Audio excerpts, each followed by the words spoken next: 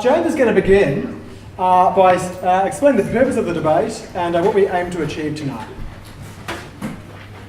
So thanks, Bob. Thanks again for everyone for coming. So tonight, the title of the debate, Christianity versus Naturalism, a debate with a twist. The title, I think, illustrates the purpose of the debate, because our aim here tonight is for people to seriously consider the arguments that are going to be raised and the issues that are going to be discussed, to critically analyse them, to try and be as objective as one can, because these issues are important, at least I think they are, and probably you think so as well, although I presumably wouldn't be here.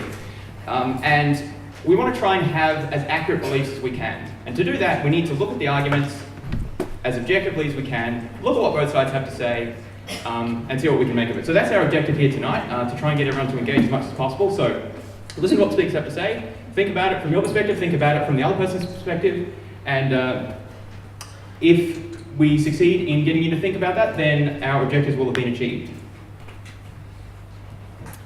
Tonight's debate is something of a debate with a twist. There are multiple reasons for that. One of those reasons is that we think often people come to debates seeking to have their own position vindicated without engaging with the arguments brought forth on both sides. So tonight we have two Christians and two naturalists who will be presenting. The twist is that two of us will be switching positions and arguing for the position we actually disagree with. So James and I will be switching. I will be arguing for naturalism and James will be arguing for Christianity.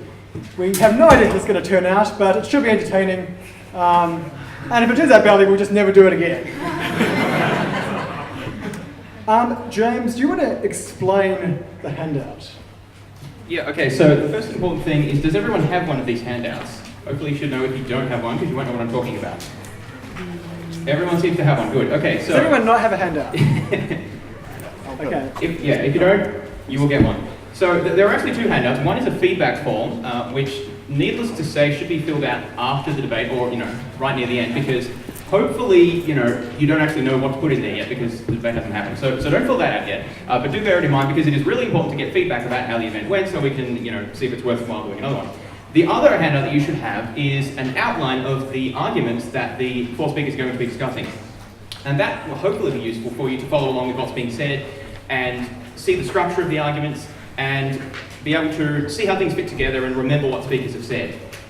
So use that too to help follow along, and also to formulate questions might be useful for the discussion time.